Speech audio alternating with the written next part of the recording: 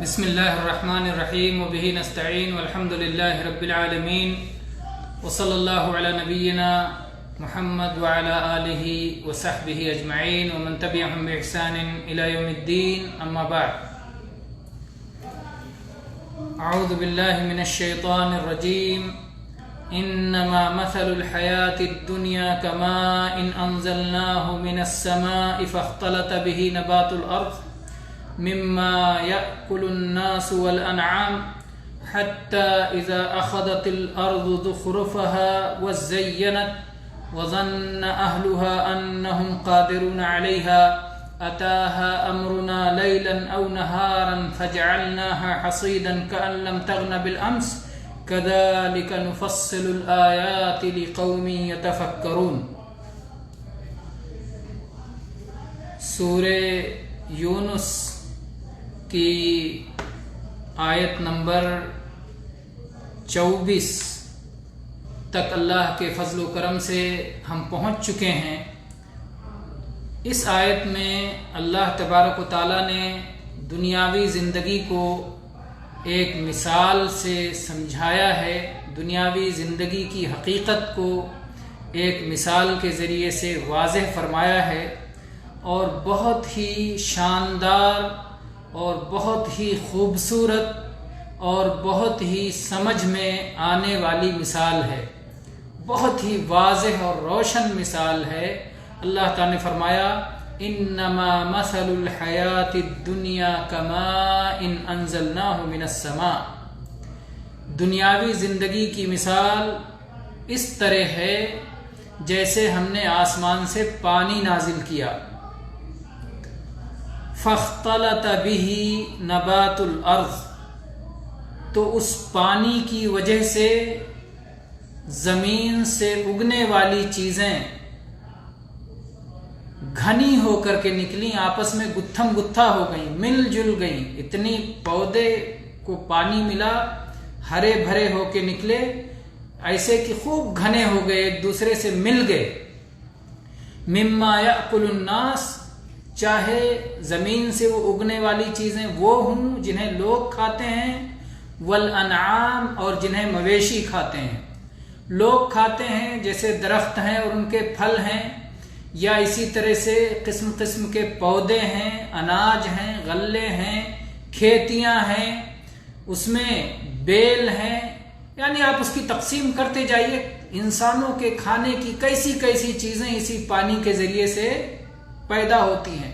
انگور کے بیل ہیں، اور جو ہے آم کے اور کھجور کے اور املی کے، اور دنیا قسم قسم کے سنترے کے پھلوں کے درخت ہیں. پھر اناج میں قسم قسم کے اناج ہیں، گیہوں اور چاول اور مکئی اور جوار اور باجرہ اور نہ جانے کتنی چیزیں جو بارش کے برسنے کے بعد جو چیزیں زمین سے اگتی ہیں اور خوب ہری بھری اور پر رونق ہو جاتی ہیں، تو جو اس میں سے پھر انسان کھاتے ہیں یا پھر اس میں سے مویشی کھاتے ہیں، جو گھاس، خس و خاشاک، کیسی کیسی چیزیں اللہ تعالیٰ اسی بارش سے پیدا کرتا ہے. تو اللہ نے جب بارش برسائی آسمان سے بلندی سے، اور اس کے بعد بارش برسانے کے بعد پودے اگ گئے، جو ہے کھیتیاں اگ گئیں، لہلہانے لگیں. حتی اذا اخذت الارض زخرفها، اللہ تعالیٰ نے کہا یہاں تک کہ زمین نے جب اپنی رونق سمیٹ لی، پوری رونق لے لی اور خوب پربہار ہو گئی، خوب خوبصورت ہو گئی، لہلہانے لگی. وزینت، اور سج گئی، سنور گئی، دیکھنے والی آنکھوں کو خوبصورت لگنے لگی. وظن اہلها انہم قادرون علیہا، اور اس کھیتی والوں نے، کھیتی کے مالکوں نے یہ سمجھا کہ اب تو یہ ہمارے قبضے میں ہے، اب تو یہ ہمارے قابو میں ہے. اتاہا امرنا لیلا او نہارا، کہ ہمارا حکم اچانک رات میں یا دن میں کبھی بھی آ جاتا ہے، ہمارا قہر نازل ہو جاتا ہے، ہمارا عذاب نازل ہو جاتا ہے، یا اس کو ختم کرنے کا، یا اس کے زوال اور اضمحلال کا، یا اس کے مٹ جانے کا ہمارا حکم آ جاتا ہے. اور ہمارا حکم آتے ہی پھر وہ فنا کے گھاٹ، وہ کھیتی اتر جاتی ہے. فَجَعَلْنَاهَا حَصِيدًا، پھر ہم اسے کٹی ہوئی کھیتی بنا دیتے ہیں، کٹی ہوئی کھیتی کے مانند کر دیتے ہیں. कअन लम तग़न बिलअम्स, जैसे कि वो कल कुछ थी ही नहीं। आप इस मिसाल पे गौर करें कि किस तरह से अल्लाह ताला दुनिया की मिसाल बयान फरमा रहा है कि बारिश होती है, वही ज़मीन जो मुर्दा थी, वही ज़मीन जिस पर पौधे नहीं थे, उसी ज़मीन से पौधे उगते हैं, खेतियाँ उगती हैं और फिर खेतियाँ वो लहलहाने लगती हैं, खेत सरसब्ज़ो शादाब और हरे भरे हो जाते हैं, रंग बिरंग के फूल नजर आने लगते हैं, सब्जा हरियाली, कहीं सफ़ेदी है और कहीं कोई और रंग है, और मुख्तलिफ रंगों से ज़मीन सज जाती है और देखने वाली आँखों को कितना हसीन ये मंजर लगता है। तमाशाइयों के लिए एक खूबसूरत तमाशा होता है, और जो इबरत की नज़र से देखें उनके लिए इबरत की चीज़ होती है जब ये सब कुछ हो जाता है और लोग समझते हैं कि अब ये तो ऐसे ही रहेगा, ऐसे ही रहेगा, कि अचानक फिर एक तेज तूफान आता है, या बर्फबारी हो जाती है, या इसी तरह से ओले बरस जाते हैं, या इसी तरह से सैलाब आ जाता है, या इसी तरह से और कोई आफत टूट पड़ती है जिसकी वजह से वो लहलहाती खेती कट जाती है, फना हो जाती है, ख़त्म हो जाती है, उसकी रौनकें मिट जाती हैं, और जो समझ रहे थे कि अब ये तो हमारे काबू में है, अब ये तो हमारे कब्जे में है, वो हसरत करते रह जाते हैं, कफ़े अफसोस मलते रह जाते हैं, और फिर उन्हें कुछ हासिल नहीं होता। उसकी ऐसे लगता है जैसे कुछ था ही नहीं। ख़त्म हो जाने के बाद इंसानी ज़िंदगी का यही हाल है। इंसान को अल्लाह तबारक व तआला पैदा फरमाता है, फिर वो धीरे धीरे बड़ा होता है, जवान होता है, ताकतवर होता है, पुररौनक हो जाता है, हसीन हो जाता है, और फिर उसके बाद में कभी कभी इसी ऐन जवानी में और कभी जवानी से आगे गुजर करके वो फिर इस दुनिया से ख़त्म हो जाता है, जैसे कभी दुनिया में आया ही नहीं था। जब एक चीज़ मिलने के बाद छिन जाती है, जब एक चीज़ आने के बाद चली जाती है, तो ऐसा लगता है कि कभी वो था ही नहीं। कान लम तग़न बिलअम्स। इसकी एक मिसाल उस हदीस के ज़रिए भी समझें। अल्लाह के नबी करीम सल्लल्लाहु अलैहि वसल्लम ने फरमाया कि जब क़यामत का दिन होगा तो अल्लाह तबारक व तआला एक ऐसे शख्स को लाएगा कि दुनिया में बड़े ऐश और बड़ी नेमतों में रहा होगा, कभी उसे कोई तकलीफ पहुंची ही नहीं, आराम ही आराम, ऐश ही ऐश, मजे ही मजे। उसको जहन्नम में एक डुबकी दी जाएगी, एक गोता दिया जाएगा और निकाल के पूछा जाएगा कभी तू आराम में था?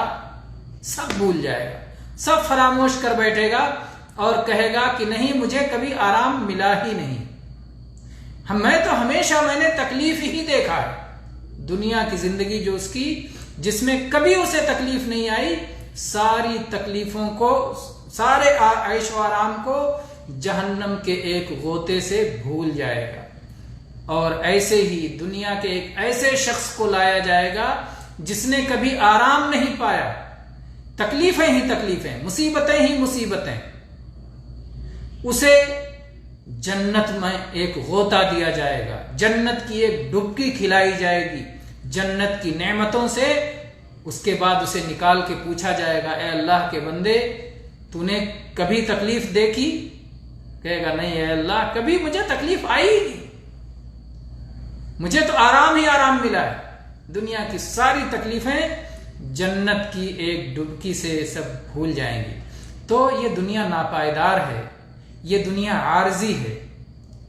एक वक्त के लिए, अगर किसी वक्त किसी को इख्तिदार मिला हुआ है, जाहो मनसब मिला हुआ है, हुस्न मिला हुआ है, इल्म मिला हुआ है, दौलत मिली हुई है, औलाद मिली हुई है, या और किसी किस्म की नेमत मिली हुई है, उन नेमत में फरेब में नहीं आना, धोखे में नहीं आना, गुरूर में नहीं आना।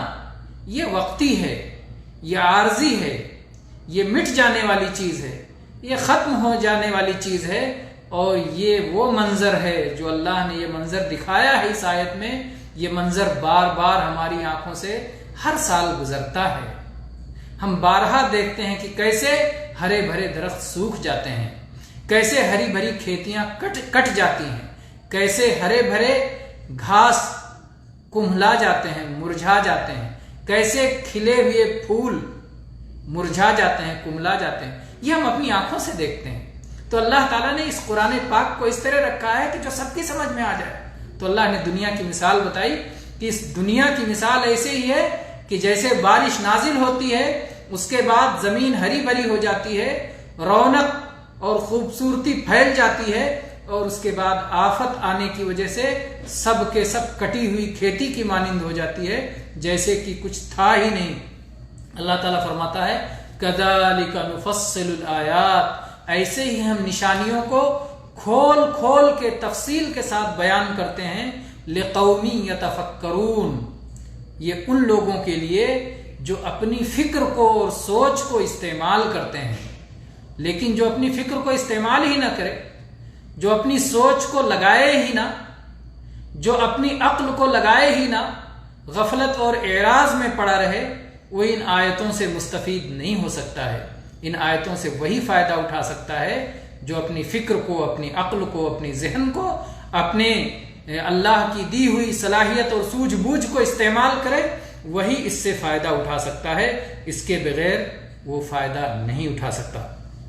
تو یہاں اللہ تبارک و تعالیٰ بتاتا ہے کہ دنیا کی رونقیں اور دنیا کی آرائش و زیبائش، کچھ بھی دنیا میں مل جائے، سب کچھ گھڑیوں کے لیے ہے، کچھ وقت کے لیے ہے، اس کی مدت بہت تھوڑی ہے، وہ فنا کے گھاٹ اترنے والی ہے، زوال اور اضمحلال ہی اس کی قسمت ہے۔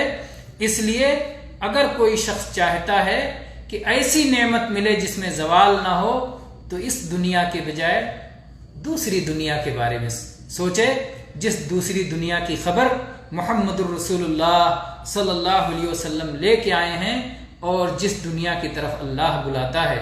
اگلی آیت میں اللہ تعالیٰ نے فرمایا واللہ یدعو الی دار السلام ویہدی من یشاء الی صراط مستقیم، اور اللہ وہ ہے جو تمہیں دعوت دیتا ہے سلامتی کے گھر کی طرف۔ دنیا کا گھر کیا ہے؟ دار السلام نہیں ہے، یہ دار الآفات ہے، یہ دار البلا ہے، یہ دار الامتحان ہے۔ اس کے مقابلے میں دار السلام ہے۔ جو دنیا میں عیوب ہیں، جو دنیا میں کمیاں ہیں، جو دنیا میں خامیاں ہیں، جو دنیا میں زوال اور فنا ہے، یہ کوئی بھی عیب آخرت کے گھر میں نہیں ہے۔ آخرت کا گھر ان سارے عیبوں سے سالم اور محفوظ ہے۔ تو اللہ تعالیٰ اسی گھر کی دعوت دے رہا ہے، اس اللہ پر ایمان لاؤ، اس کے حکموں کے مطابق اپنی زندگی گزارو، نیک اعمال کرو، اور اس سلامتی کے گھر کو پا جاؤ۔ تو اللہ تعالیٰ نے فرمایا واللہ یدعو الی دار السلام، اور اللہ جس کی یہ کتاب ہے قرآن، اللہ جس کا کلام ہے یہ قرآن پاک کے ذریعے اللہ تبارک و تعالیٰ سلامتی کے گھر کی طرف بلا رہا ہے، سلامتی کے گھر کی طرف دعوت دے رہا ہے کہ اس سلامتی کے گھر کے لیے تیاری کرو۔ اس دنیا کے لیے کیا تیاری کر رہے ہو، اور اس دنیا پہ کیوں مٹے جا رہے ہو، اور اس دنیا میں کیوں اپنے آپ کو برباد کر رہے ہو؟ سلامتی کے گھر کی طرف آ جاؤ۔ وَيَهْدِي مَن يَشَاءُ إِلَى صِرَاطٍ مُسْتَقِيمٍ، اور اللہ تبارک و تعالیٰ جسے چاہتا ہے اسے سیدھی راہ کی ہدایت عطا فرماتا ہے۔ تو اگر ہمیں ایمان کی توفیق ملی ہے تو ہمیں اللہ کا شکر گزار ہونا چاہیے، اللہ تبارک و تعالیٰ کے فضل و کرم پہ اس کا شکر گزار ہونا چاہیے کہ اس نے سیدھی راہ کی ہمیں ہدایت عطا فرمائی ہے، ہمیں ایمان کی توفیق عطا فرمائی ہے، عمل صالح کی توفیق عطا فرمائی ہے۔ یہ اللہ کی ہدایت ہے، یہ اللہ کا فضل ہے، یہ اللہ کا کرم ہے۔ اللہ ہی جسے چاہتا ہے وہ سیدھی راہ کی ہدایت دیتا ہے۔ یہ ظلم نہیں ہے، اگر کسی کو ہدایت نہیں مل رہی ہے تو وہ اپنی غفلت پر اپنی ملامت کرے۔ وہ قرآن پاک کو کیوں نہیں پڑھتا؟ وہ نبیوں کی تعلیمات کو کیوں نہیں سنتا؟ اللہ نے انبیاء بھیجے، اللہ نے کتابیں نازل فرمائی، اللہ تعالیٰ نے آیتیں اپنی نشانیاں بکھیر دی اس کائنات میں، اور اس کے باوجود اگر وہ نہ ان نشانیوں سے آنکھیں بند کر لیتا ہے، نبیوں کی بات نہیں سنتا، اللہ کی بھیجی ہوئی کتابوں کو نہیں پڑھتا، تو وہ اپنی ملامت خود کرے۔ اللہ تبارک و تعالیٰ نے سارے اعذار ختم کر دیے ہیں، کوئی عذر اللہ نے کسی کے لیے باقی نہیں رکھا ہے۔ تو جنت اپنی تمام نعمتوں کے ساتھ اپنے بقا کے ساتھ، اپنے حسن کے ساتھ، ہر اعتبار سے یہ جنت کی طرف اللہ تبارک و تعالی بلا رہا ہے، اور اللہ نے اسے سلامتی کا گھر قرار دیا ہے۔ پھر اللہ تعالی نے فرمایا للذین احسنوا الحسنى وزیادہ، ان لوگوں کے لیے جو احسان کریں گے، احسان کریں گے، ان کے لیے الحسنى اچھائی ہے، وزیادہ اور مزید ہے۔ اتنا ہی نہیں کہ اچھائی کریں گے اچھائی کے مطابق بدلہ ملے گا، اچھائی جو کریں گے وہ اچھائی کا بدلہ تو ملے گا ہی ملے گا، اس سے بہت زیادہ ان کو ملے گا۔ للذین احسنوا، جنہوں نے احسان کیا۔ احسان کا کیا مطلب ہے؟ احسان یہ حسن سے ہے، حسن کے معنی خوبصورتی، یعنی کوئی بھی کام، کوئی بھی عمل کرتے ہیں تو بہت خوبصورت انداز میں کرتے ہیں، یوں تو کر دیا ایسا نہیں، بلکہ بہت اچھے انداز میں کرتے ہیں۔ تو اللہ تعالیٰ نے فرمایا للذین احسنوا، جنہوں نے اچھے طریقے سے اپنا کام انجام دیا۔ احسان یہ دو طرح کا ہوتا ہے، ایک احسان اللہ کے ساتھ، اللہ کی عبادت میں، اور ایک احسان اللہ کے بندوں کے ساتھ۔ اللہ کے ساتھ احسان یہ ہے کہ جب اللہ کی عبادت کریں، اللہ کے لیے کوئی کام کریں، اللہ کا ذکر کریں، اللہ پر ایمان لائیں، اللہ کے لیے صلاۃ ادا کریں، اللہ کے لیے زکوٰۃ ادا کریں، اللہ کے لیے حج کریں، اللہ کے لیے صوم رکھیں، اللہ کے لیے غریبوں، یتیموں، مسکینوں پہ خرچ کریں، اللہ کے لیے کوئی بھی کام کریں تو اس طرح کریں گویا اللہ مجھے دیکھ رہا ہے، میں اللہ کو دیکھ رہا ہوں، اور اگر ایسا نہ ہو سکے تو اللہ مجھے دیکھ رہا ہے۔ یہ ہے احسان۔ دین کے 3 درجے ہیں، پہلا درجہ اسلام، اس سے اعلیٰ درجہ ایمان، اور احسان یہ سب سے اعلیٰ درجہ ہے کہ جس میں کوئی بندہ کوئی بھی نیکی کرتا ہے تو اس تصور کے ساتھ کرتا ہے کہ میں اپنے رب کو دیکھ رہا ہوں، میں اپنے رب کے سامنے سجدہ کر رہا ہوں، میں اپنے رب کے سامنے رکوع کر رہا ہوں، میں اپنے رب کو یاد کر رہا ہوں، اس کو دیکھ کے اس کی تسبیح اور اس کی پاکی بیان کر رہا ہوں، اس کی تکبیر بیان کر رہا ہوں، اس کی تحلیل بیان کر رہا ہوں، تو میں اپنے رب کو دیکھ رہا ہوں۔ اور اگر یہ تصور قائم نہ ہونے پائے تو میرا رب مجھے یقینی طور پر دیکھ رہا ہے، کم از کم یہ تصور ہونا چاہیے۔ یعنی خوف اور محبت، یہ محبت ہے کہ میں اسے دیکھ رہا ہوں، اور یہ خوف ہے کہ وہ مجھے دیکھ رہا ہے۔ تو محبت اور خوف کے ذریعے سے اللہ کی عبادت ہو، یہ اللہ کے معاملے میں احسان ہے، جیسا کہ اللہ کے نبی صلی اللہ علیہ وسلم نے فرمایا الاحسان ان تعبد اللہ کأنک تراہ فإن لم تکن تراہ فإنہ یراک۔ یہ احسان ہے اللہ کے معاملے میں، اللہ کی عبادت میں، اور ایک احسان ہے اللہ کے بندوں کے معاملے میں۔ اللہ کے نبی کریم صلی اللہ علیہ وسلم فرمایا ہے کہ جب کوئی کام کرو ان اللہ کتب الاحسان فی کل شیء، اللہ تعالیٰ نے تمام چیزوں میں احسان کو فرض کیا ہے کہ کوئی بھی کام کرو خوب اچھی طریقے سے کرو، اچھے انداز میں کرو۔ تو بندوں کے ساتھ جب احسان کرو تو ان کے ساتھ حسن سلوک، بڑے کو بڑے کا مقام دو، چھوٹے کو چھوٹے کا مقام دو، ہر شخص کو اس کا جو حق ہے اس کا حق ادا کرو، ان کی خیر خواہی اپنے دل میں رکھو، اور ان کے جنت میں ان کو کیسے لے جا سکتے ہو اس کی فکر کرو، جہنم سے ان کو کیسے بچا سکتے ہو اس کی فکر کرو، انہیں بھلائی کا حکم دو، انہیں برائیوں سے روکو۔ یہ سب سے اچھا حسن سلوک ہے۔ اگر وہ ننگے ہیں انہیں ان کے کپڑے کا انتظام کرو، اگر وہ بھوکے ہیں انہیں کھلانے کا انتظام کرو، اگر ان کی زندگی ختم ہونے جا رہی ہے ان کی زندگی بچانے کا، بیماروں کے علاج کا انتظام کرو۔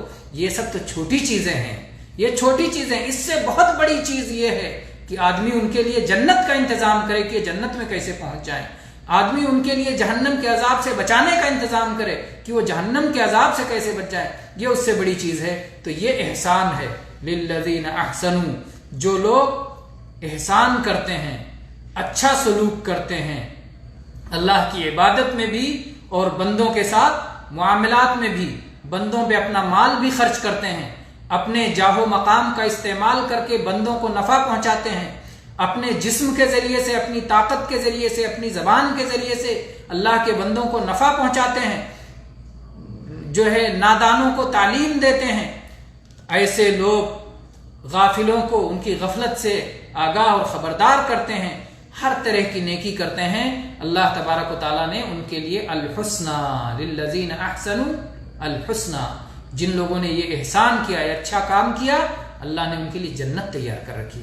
الحسنى یہ جنت ہے، وہ جنت جس میں حسن ہی حسن ہے، کمال ہی کمال ہے، جس میں فنا نہیں ہے، جس میں نعمتیں ہی نعمتیں ہیں، جس میں کوئی تکدر نہیں ہے، جس میں کوئی رنج نہیں ہے، جس میں کوئی غم نہیں ہے، جس میں کوئی دکھ نہیں ہے، یہ سب تو ہے ہی وزیادہ، اور اس کے اوپر بھی ہے۔ جنت کے اوپر کیا چیز ہے؟ جنت کے اوپر رب کریم کا دیدار ہے، اللہ عز و جل کی طرف نظر کرنا ہے، اللہ کو دیکھنا ہے۔ نبی کریم صلی اللہ علیہ وسلم کی صحیح حدیث ہے، اللہ کے نبی کریم صلی اللہ علیہ وسلم فرمایا کہ جب جنتی جنت میں پہنچ جائیں گے تو اللہ تبارک و تعالی کہے گا جنتیوں خوش ہو۔ جنتی کہیں گے یا اللہ اب اور کیا چاہیے، تو نے جہنم کے عذاب سے بچا لیا، جنت کی نعمتیں ہمیں دے دی، فرشتے چاروں طرف آ رہے ہیں اور سلام ہی سلام ہے، ادھر چاروں طرف سلامتی ہی سلامتی ہے، کسی طرح کی کوئی تکلیف نہیں ہے۔ اللہ تعالیٰ کہتا ہے کیا اے اللہ تو نے، جنتی کہیں گے اللہ تو نے ہمارے چہرے روشن کر دیے، ہمیں خوش کر دیا، شاداب کر دیا۔ اللہ تعالیٰ کہے گا اور تمہیں دینا چاہتا ہوں، میں تم سے راضی ہو جاؤں گا، کبھی ناراض نہیں ہوں گا۔